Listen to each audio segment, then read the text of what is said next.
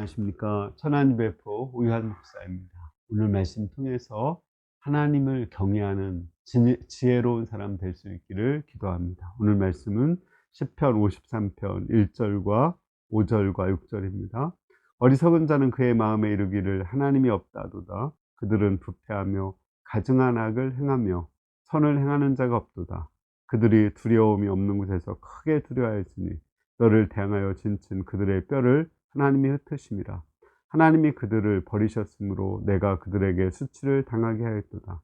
시온에서 이스라엘을 구원하여 줄 자 누구인가? 하나님이 자기 백성의 포로된 것을 돌이키실 때 야곱이 즐거워하며 이스라엘이 기뻐하리로다.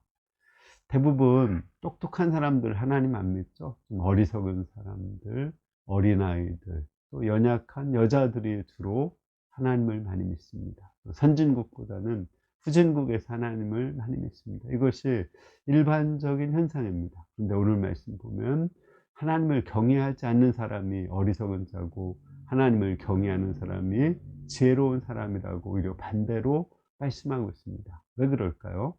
저는 두 가지 점에서 이야기하려고 합니다. 첫 번째로 하나님을 경외하지 않는 사람은 도덕적으로 부패해 있습니다. 하나님을 경외하지 않고 인간은 선을 행할 수 있는 능력이 없습니다. 그리고 그러한 부패로 인해서 스스로 망하게 됩니다. 그것의 가장 좋은 예가 공산주의라고 생각합니다. 공산주의는 자본주의, 빈부의 격차 문제를 해결하려고 혁명을 일으켰죠. 열심히 다 같이 일하고 다 같이 잘 먹고 잘 살자는 거 얼마나 좋습니까? 그러나 지금 한 100년도 못 되어서 그 공산주의는 오히려 공산당은 잘 사는데 공산당이 아닌 당원이 아닌 사람들은 오히려 못 살고 있습니다. 또 공산당원들이 얼마나 도덕적으로 부패해서 사람들을 함부로 죽이고 있습니까? 또 성적으로도 얼마나 타락해 있습니까? 그런 것으로 인해서 공산주의는 100년도 못 되어서 스스로 망한 것입니다. 이런 것을 볼 때 하나님을 부정하는 그 공산주의, 그것이 얼마나 어리석은 자인지 알 수 있습니다. 두 번째는 고난과 또 죽음 후를 보면은 하나님을 경외하는 것이 지혜롭다는 것을 알 수 있습니다. 그러니까 평상시는 하나님을 경외하는 사람과 경외하지 않는 사람을 잘 표시가 안 납니다. 그러나 큰 환난과 고난을 당할 때 하나님을 경외하는 사람은 그때도 마음에 평안을 누리고 또 기쁨이 있습니다. 다윗이 압살롬이 반역을 했을 때도 단잠을 잔다고 했죠. 그것처럼 어떤 상황 속에서도 우리는 기쁨과 평화를 누립니다.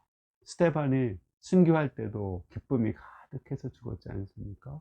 그러나 이 하나님을 경외하지 않는 사람들은 자기가 가지고 있는 모든 물질을 가지고 있지만 또 자기가 원하는 모든 것을 가지고 있을지라도 그 마음에 평안과 기쁨이 없습니다.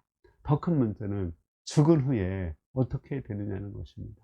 하나님을 경외하지 않는 자는 그 현재 하나님을 두려워하지 않았을 때 나중에 심판날에 크게 두려워하고 지옥에서 고통을 당할 것입니다. 하나님을 경외하는 자는 하나님 나라 가서 영원한 평안을 누릴 것입니다. 결론적으로 하나님을 경외하는 자가 진짜 지혜로운 사람이고 하나님을 경외하지 않는 자가 어리석은 사람입니다. 하나님을 경외하는 사람은 도덕적으로 선을 행하고 또 그 선이 모두가 자기에게로 돌아오게 됩니다. 또한 하나님을 경외하는 사람은 어떤 고난과 시련 속에서도 평안을 누리고 죽은 후에 영원한 하나님 나라에 갈 수 있습니다. 여러분들 모두가 하나님을 경외하는 지혜로운 사람 될 수 있기를 기도합니다. 감사합니다.